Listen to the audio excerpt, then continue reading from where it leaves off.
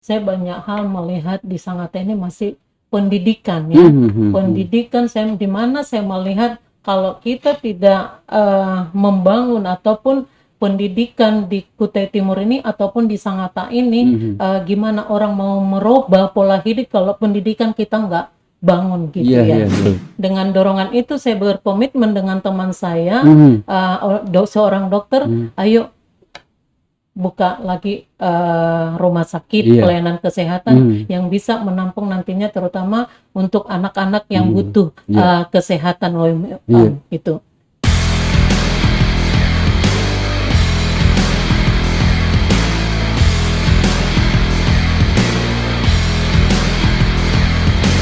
Om WP di podcast Om WP. Malam ini saya sangat bersyukur dan berbangga hati karena ada seorang perempuan pekerja keras yang sudah 32 tahun di Sangatta mengabdikan dirinya. Perempuan ini perempuan pekerja keras, awalnya bekerja di sebuah perusahaan multinasional. Kemudian karena kinerjanya bagus oleh beberapa orang, beliau dilirik oleh salah seorang kolega. Diajaklah beliau untuk mendirikan apotek. Karena ibu ini konsen pada kesehatan, akhirnya beliau mengembangkan apotek itu menjadi sebuah rumah sakit. Sebelum kita melanjutkan diskusi atau obrol bareng dengan si ibu ini, kita saksikan dulu video rekam jejak beliau.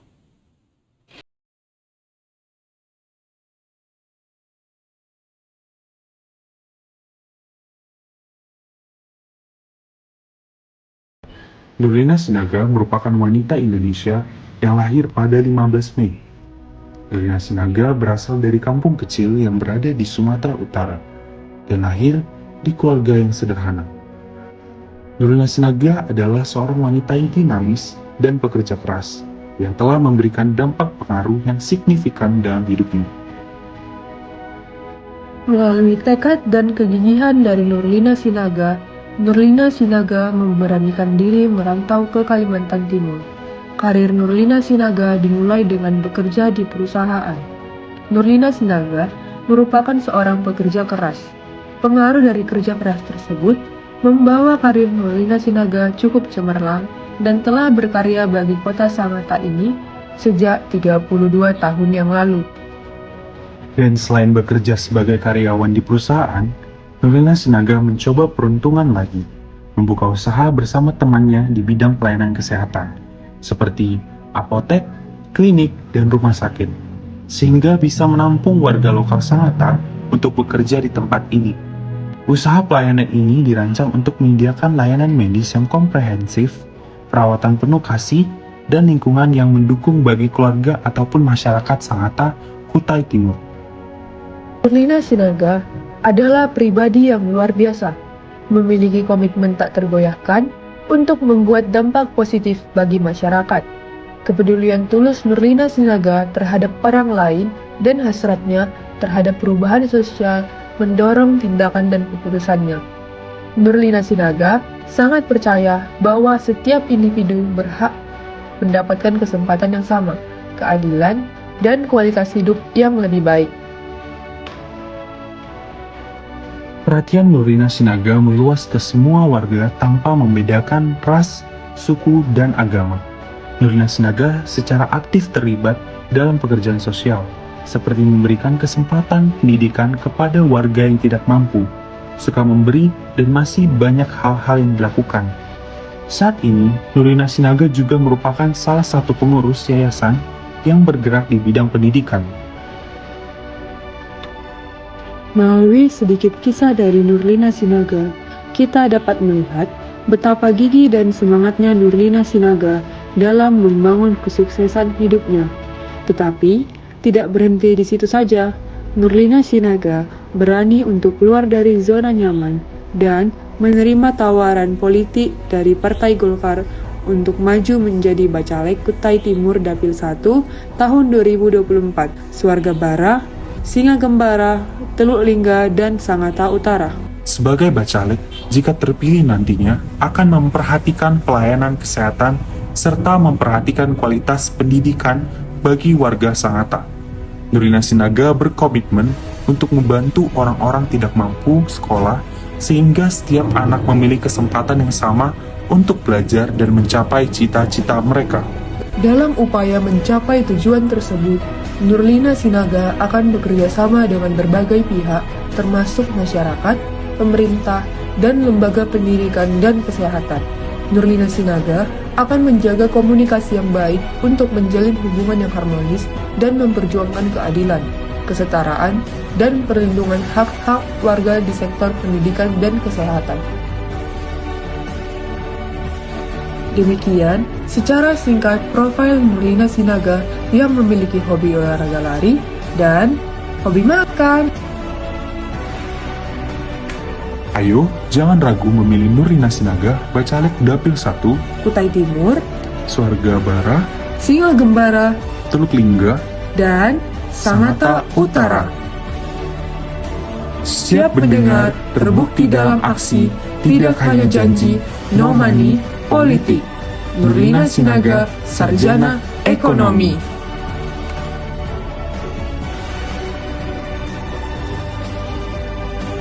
Terima kasih dan sampai jumpa di video.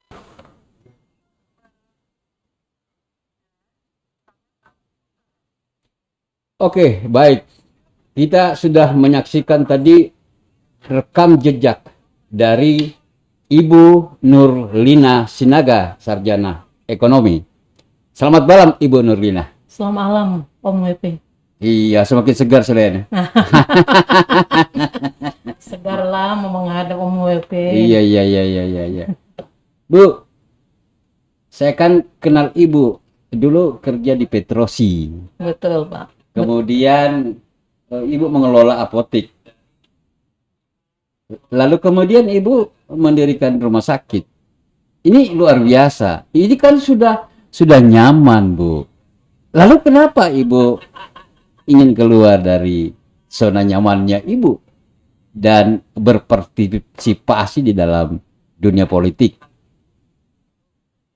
Sebenarnya Pak, udah nyaman sebenarnya dengan pekerjaan sekarang, tapi mungkin ada kelebihan atau gimana ya teman-teman melirik saya dari politik, sehingga teman ada datang ke rumah untuk mengajak saya untuk bergabung di salah satu partai, yaitu Partai Golkar. Itu Om WP ya. Dan itu pun saat itu nggak langsung saya mengiyakan. Saya minta petunjuk dulu dari Tuhan. Dari Tuhan, ya. Ini luar biasanya Ibu ini. Beliau sangat religius. Segala sesuatu kalau tidak diminta kepada yang memberi, maka biasanya jalannya tertati-tati. Bukankah begitu, Bu? Betul, Om. Iya. Bu, tadi 32 tahun sudah di Sangatta atau Kabupaten Kutai Timur ini.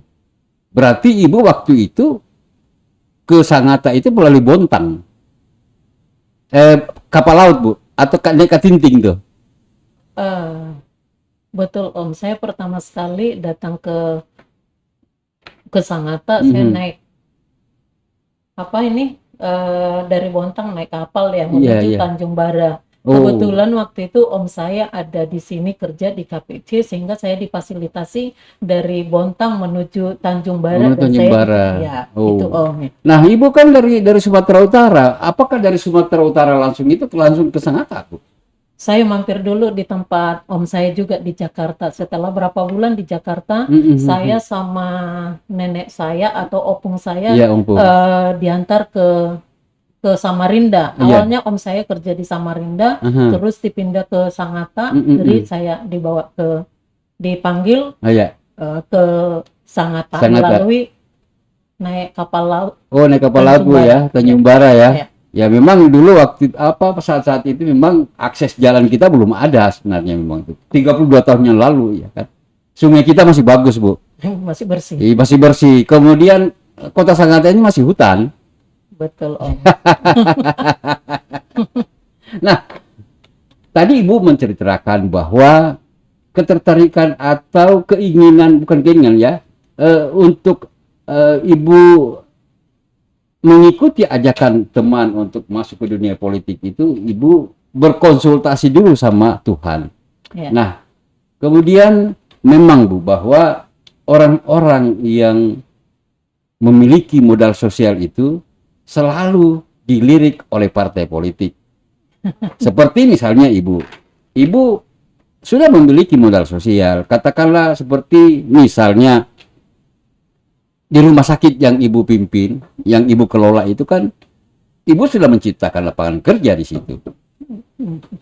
Betul Om. Itu ada berapa karyawan atau petugas di rumah sakit itu, Bu? Ada sekitar mulai dari klinik Bengalon, terus apotek sama Taparma, Iya.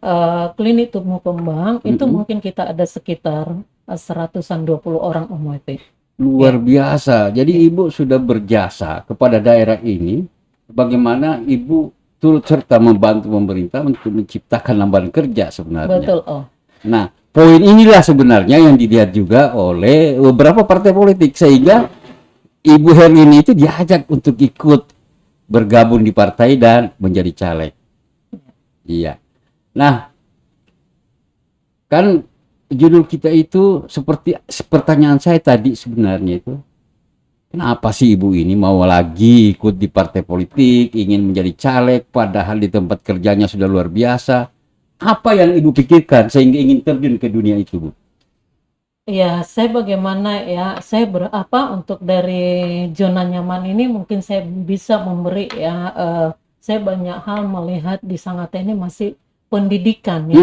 Pendidikan saya di mana saya melihat kalau kita tidak membangun ataupun pendidikan di Kutai Timur ini ataupun di Sangatta ini, gimana orang mau merubah pola hidup kalau pendidikan kita nggak bangun gitu ya. Saya rasa pendidikan dengan kita sekolah, dengan pendidikan kita ini, saya rasa bisa merubah ekonomi kita nantinya lebih baik. Bagaimana kalau orang seperti di jalan sana masih muda udah minta-minta, apakah itu saya bingung juga di Sangatta udah seperti itu. Jadi saya terbeban Om WP untuk sekolah. Oh, jadi ada beban Ibu melihat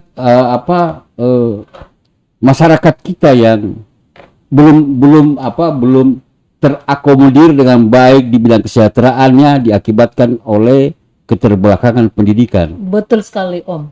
Itulah sebabnya Ibu ingin memperjuangkannya itu ketika Ibu sebagai caleg Partai Demokrat, Golkar. Partai Golkar, nantinya untuk fokus pada peningkatan pendidikan di Kabupaten Kutai Timur. Betul sekali Om. Karena di daerah kita ini yang masih banyak, terutama karena saya pernah kebetulan saya ada salah satu pengurus yayasan di kota ini juga. Saya pernah ikut baksos di daerah kota Sangatta ini yang di Kampung Timur itu masih banyak orang nggak sekolah karena dana yang mungkin yang dibutuhkan tidak mampu. Jadi sehingga saya terbeban untuk itu ya, untuk ini.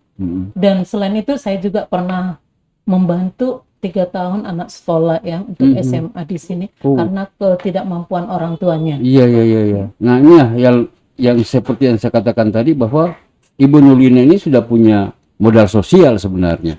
Nah, modal sosial, seorang politisi yang memiliki modal sosial yang luar biasa, kemudian dikenal oleh masyarakat, ya biasanya akibat itu keterpilihan dari politisi atau caleg itu bisa mendorong dia sehingga bisa duduk di parlemen.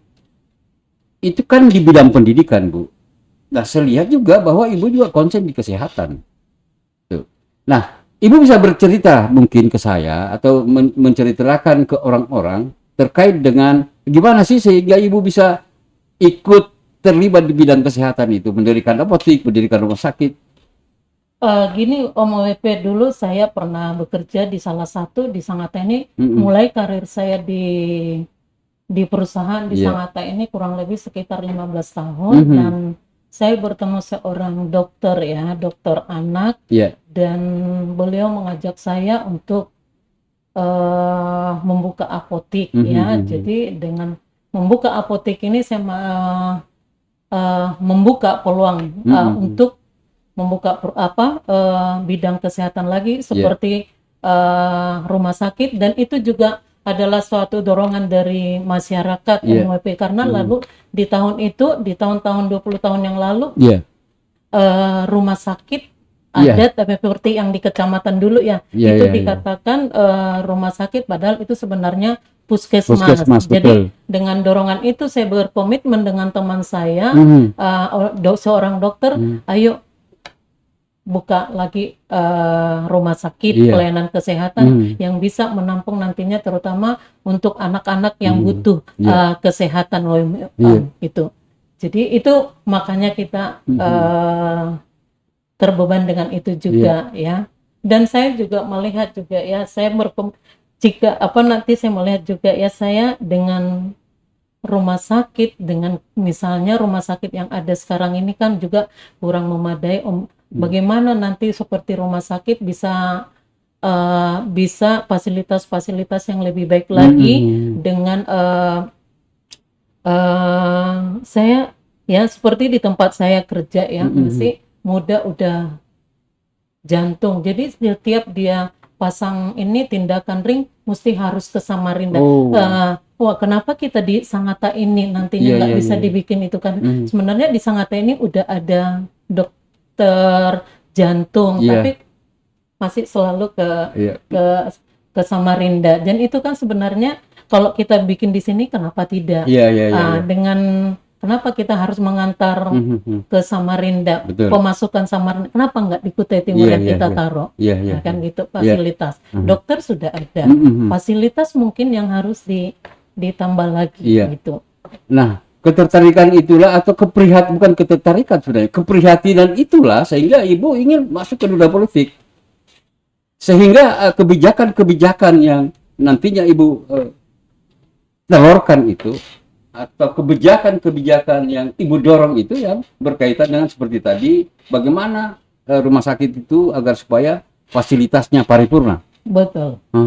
Betul. Sebenarnya Pak, di rumah sakit seperti di tempat saya kan udah akreditasi dan nilai dari Kemenkesnya paripurna. Demikian juga di rumah sakit umum itu juga udah paripurna. Tapi walaupun paripurna kalau enggak dibantu dengan fasilitas-fasilitas yang baik dengan ataupun dengan alkes yang baik, gimana masyarakat bisa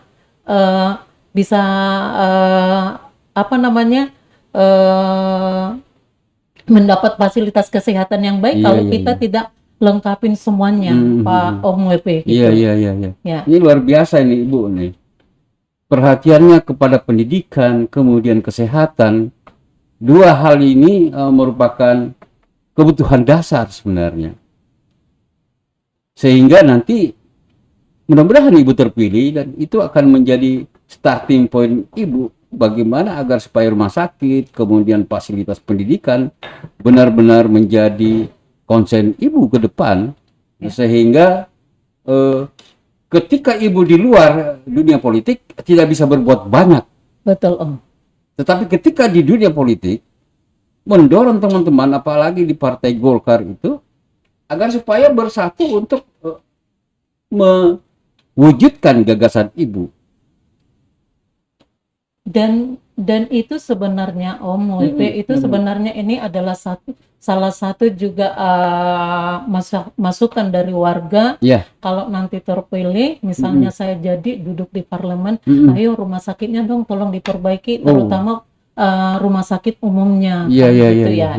Itu adalah salah satu masukan dari warga yang menyampaikan ke saya jika nantinya saya terpilih.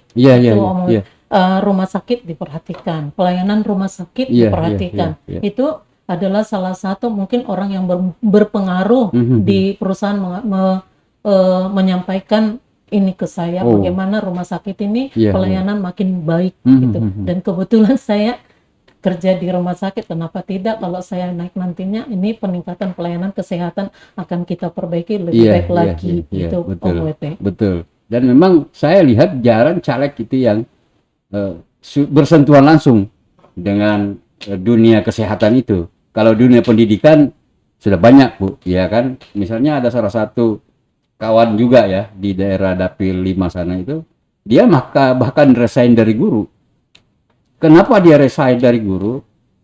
Padahal dia kepala sekolah, karena itu tadi ingin bagaimana agar supaya fasilitas pendidikan itu betul-betul terwujud dengan baik. Nah, di dunia ini tidak ada sesuatu yang tidak ada kaitannya dengan politik.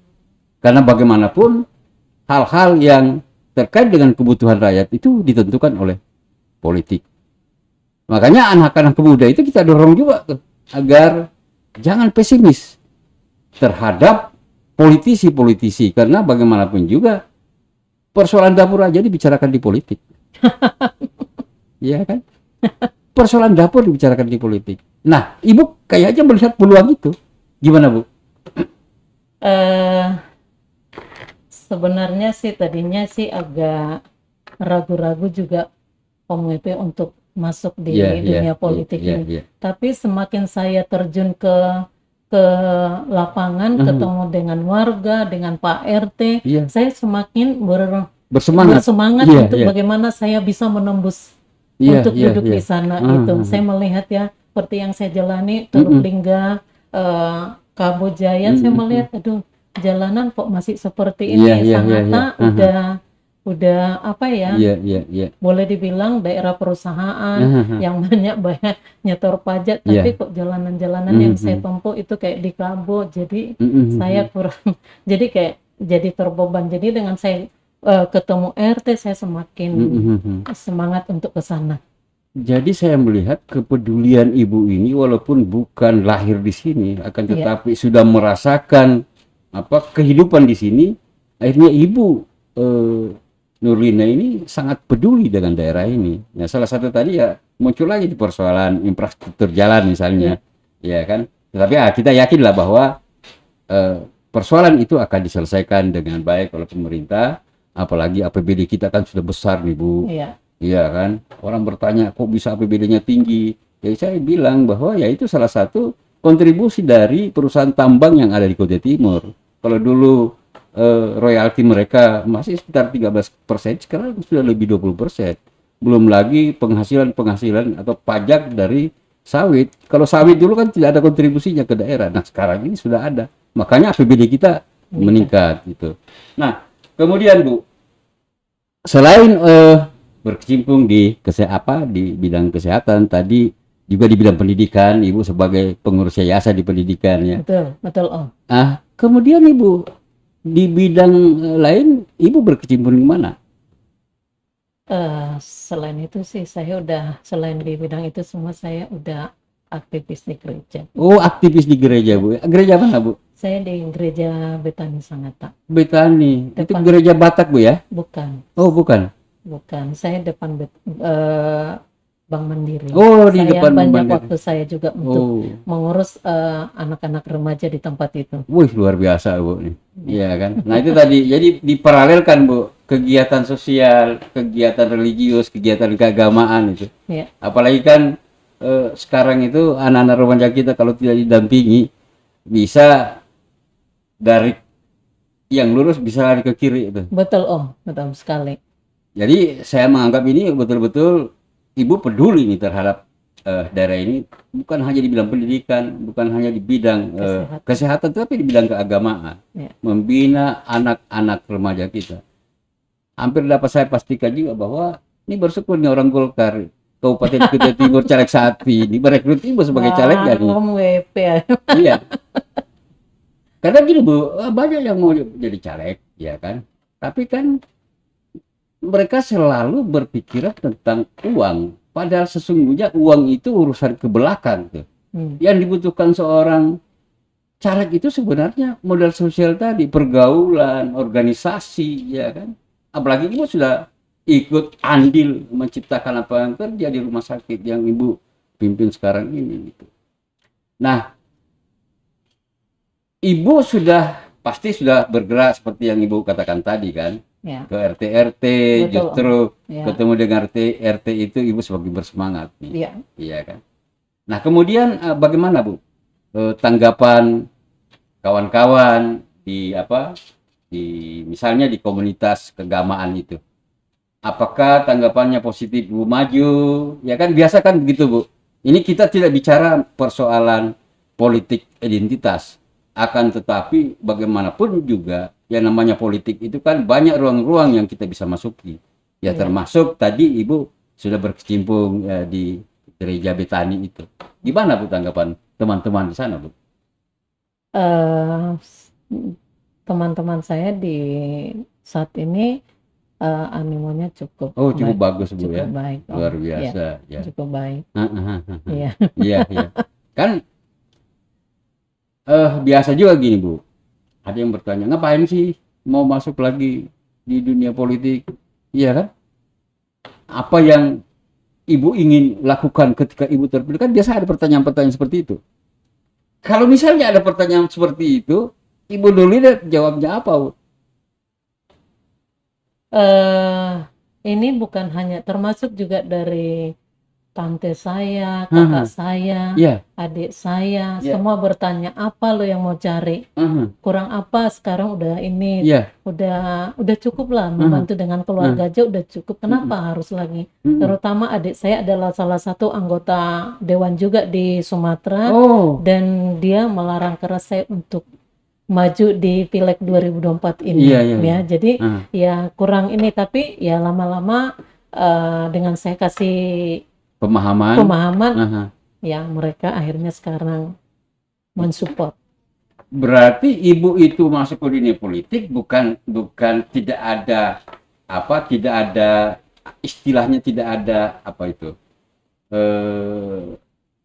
warna darahnya, akan tetapi Ibu memang sebenarnya sudah merupakan keturunan politisi, karena di kampung Ibu di Sumatera sana ada saudara Ibu yang jadi anggota DPR. Adik saya langsung. Ada langsung, adik kandung Bu ya? Adik kandung. Adik kandung. Ya sebenarnya sih di keluarga mungkin ada, tapi kayaknya saya waktu itu saat saya teman dari Golkar untuk datang ketemu dengan saya, sebenarnya saya belum Om WP, tapi lama-lama ke belakang saya semakin tertarik ya. Semakin tertarik saya di politik ini, Om. Ya memang ketertarikan kita Bu itu kadang karena kita melihat realita di lapangan. Karena ketika kita terjun ke dunia politik, kemudian melihat realita yang ada di lapangan, maka semangat kita semakin membara itu. Iya kan? Apalagi Ibu orang yang peduli kepada sesama. Ya, contoh tadi misalnya ada yang Ibu bantu untuk menyelesaikan studinya. Betul. Karena dia tidak mampu. Nah, orang-orang yang peduli seperti itu yang punya rasa ingin membantu orang lain. Kalau Ibu tidak perlu, ngapain? Bukan juga keluarga misalnya. Ya itu tadi loh, misalnya kalau orang ini nggak sekolah mau jadi apa? Nah, itu dia. Bagaimana dia merubah hidupnya kalau nggak mempunyai pendidikan? Betul. Sedangkan sekarang ini melamar pekerjaan ini udah minimal D3 ya. Kalau nantinya ke depan SMA mungkin udah makin. Betul. Ya jadi itu makanya Om. Jadi saya terbeban dengan pendidikan ini juga sebetulnya Om. Ya karena di keluarga saya orang sekolah juga, jadi kalau orang nggak sekolah seperti saya kan, mungkin Om bisa lihat di media sosial saya banyak bersosial dengan warga yang tidak. Memang saudara-saudara kita di Sumatera itu mementingkan pendidikan Bu. Number one, iya kan? Walaupun biar kita nggak punya, orang tua nggak punya, pendidikan utama. Biar nggak punya harta, utama pendidikan. Jadi semua harus sekolah. Betul. Saya pernah membaca sebuah cerita Bu, majalah tahun berapa itu, waktu saya masih mahasiswa itu. Kan di daerah sana itu ibu-ibu dibilang inang Bu ya. Betul Om. Ya. Om tahu. Iya. Inang-inang ini menjual apa saja di pasar itu. Ketika ditanya, loh, Ibu ini untuk apa jualan begini? Untuk pendidikan anak saya katanya. Nah ini salutnya saya dengan saudara-saudara kita di Sumatera Utara dari Batak. Setinggi-tingginya pendidik, walaupun dia sopir taksi di Jakarta, ya tetap dia sarjana. Itu luar biasanya, Bu. Iya kan? Nah, kemudian ibu tertular dengan budaya itu di Kutai, membawanya ke Kutai Timur. Itu yang membuat saya salut sama ibu sebenarnya. Lalu ibu ada berapa anak? Belum, kebetulan. Oh, kebetulan belum ya. Ya, enggak masalah sih. Mungkin belum dikasih rezeki. Ya. Tapi rezeki jadi tempat lain lebih banyak. Anak-anak lain menjadi anak. Luar biasa ya. Ada anak asuh, Bu? Kebetulan sekarang udah nggak ada. Oh. Baru-baru ini ada Aha. di rumah 2 tahun, tapi dia melanjutkan sekolah lagi. Oh. Orang dari NTT. Oh, dari NTT. Ya. Ibu angkat sebagai anak asuh. Datang ke rumah, saya nggak tahu dia datang ke rumah ya, saya tampung gitu. Saya mau melanjutkan sekolah, Iya, tapi iya. Ya, yang pertama juga demikian. Iya. Waktu saya kerja di perusahaan, tiba-tiba depan rumah udah Iya. ada mau minta sekolah. Iya, Ya iya. udah saya sekolahkan di SMA 1 waktu itu tahun 2004 ya, 2005 gitu. Nah, jejak sosial ini yang jarang dimiliki orang. Iya kan? Kalau tidak ada rasa kepedulian, tidak mungkin melakukan itu. Nah, seperti yang saya katakan tadi, memang beruntung Partai Golkar Kabupaten Kutai Timur merekrut ibu sebagai salah satu calegnya, khusus di Dapil 1 ini. Karena tidak mungkin pengurus Partai Golkar itu merekrut ibu kalau tidak melihat sesuatu yang lebih dari ibu. Nah, salah satunya tadi itu kepekaan sosial yang ibu miliki. Nah, saya nggak tahu itu Om WP. Sebenarnya mungkin ada yang lebih hebat dari saya, tapi saya juga kenapa ini orang politik ke saya, kenapa ini? Dan sebenarnya ini yang datang ini udah yang ketiga. Dan terakhir yang pertama ini dan sudah banyak menjanjikan ini dan itu. Tapi kenapa ini saya bisa landing di Golkar ini? Nah, itu yang saya mau tanyakan, Bu. Ya, kan biasanya tuh orang-orang atau tokoh di sebuah komunitas itu didatangi oleh beberapa partai. Partai A, Partai B, Partai C. Pertanyaan saya, kenapa ibu mau ke Partai Golkar? Ya, karena saya melihat di Partai Golkar ini dulu om saya juga di Golkar. Oh, Di Partai Golkar ini ya saya melihat sosialnya juga tinggi termasuk om saya. Iya, Jadi iya, dia iya. hanya dan mungkin ini jadinya menular dari saya dengan dari om saya ke Iya. saya. Aha. Sementara adik saya bukan dari bukan dari Partai Golkar.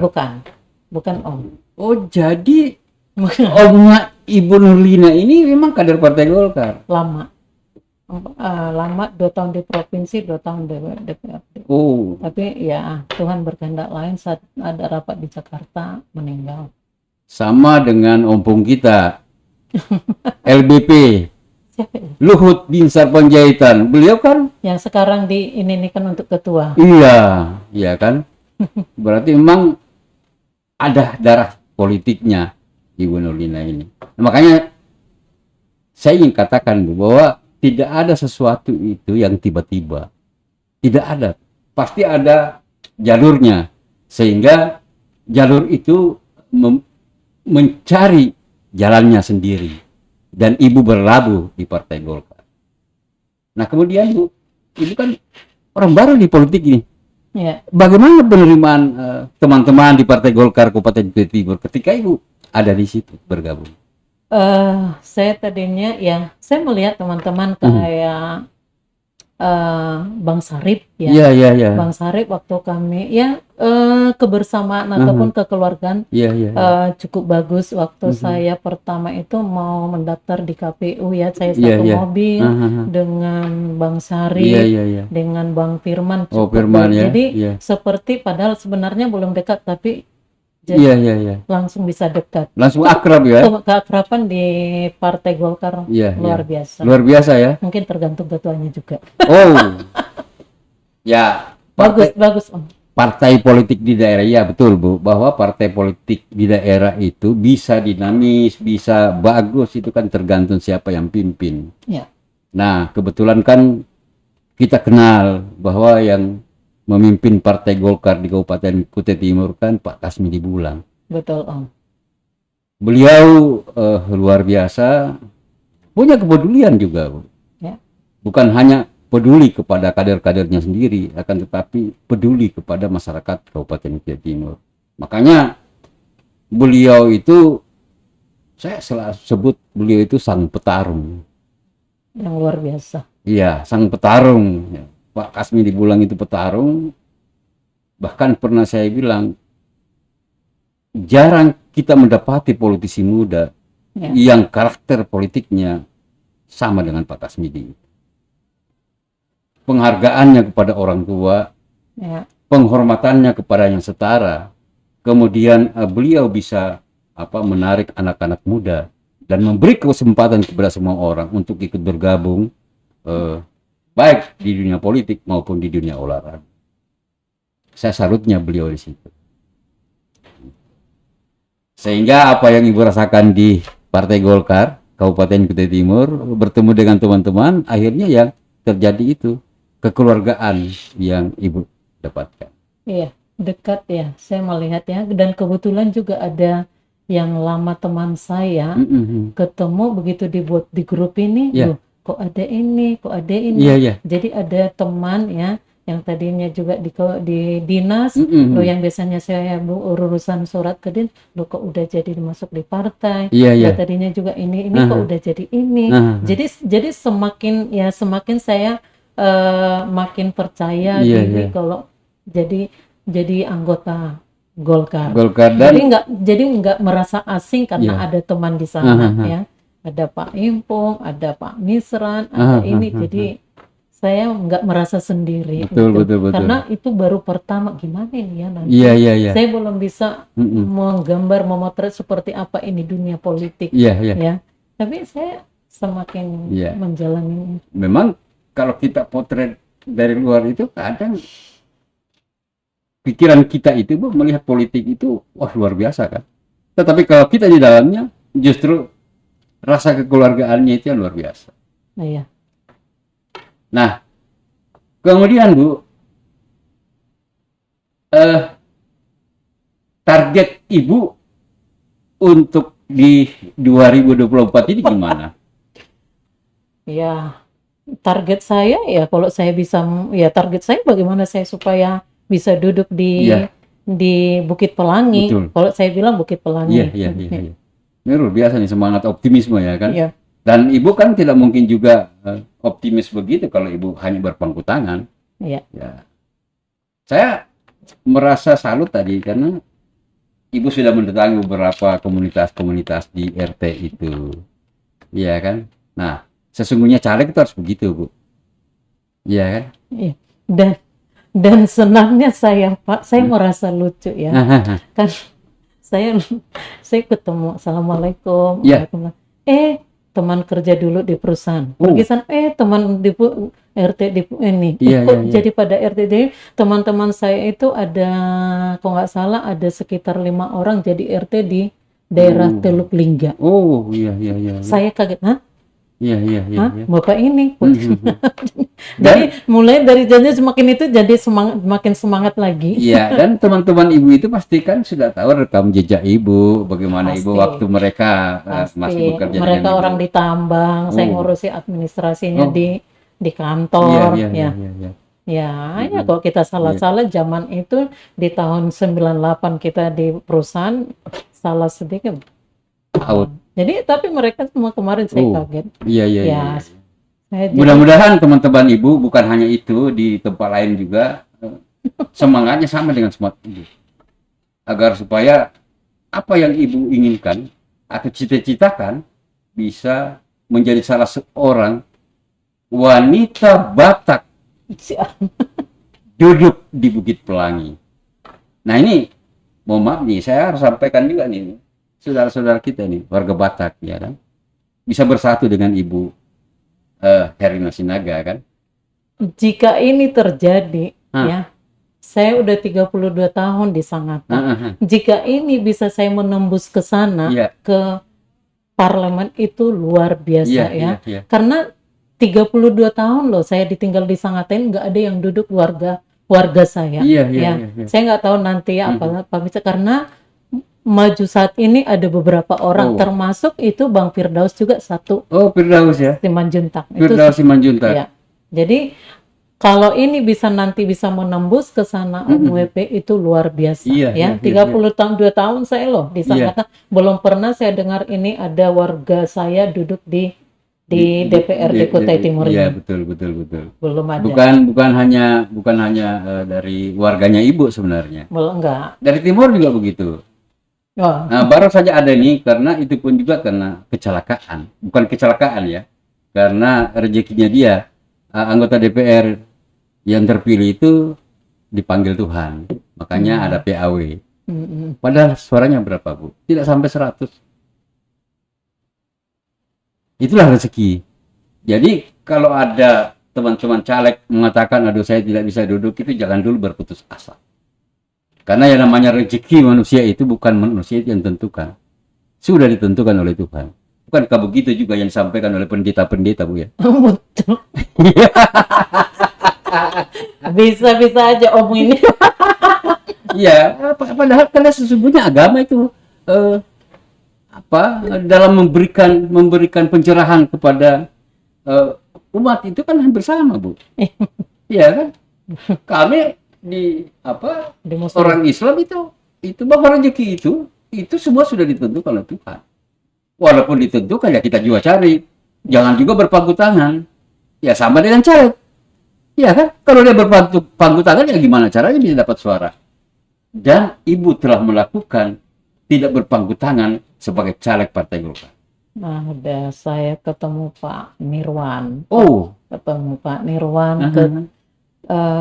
Ketua Forum RT Teluk Linggo. Oh, sudah ya. Ya. Sudah diberi motivasi apa dan Sangat sebagainya. luar biasa memotivasi Pak Nirwan. Pak Nirwan Rais kalau tidak salah. Tinggal di Di daerah Teluk Linggo sana, Bu ya. betul. Luar biasa.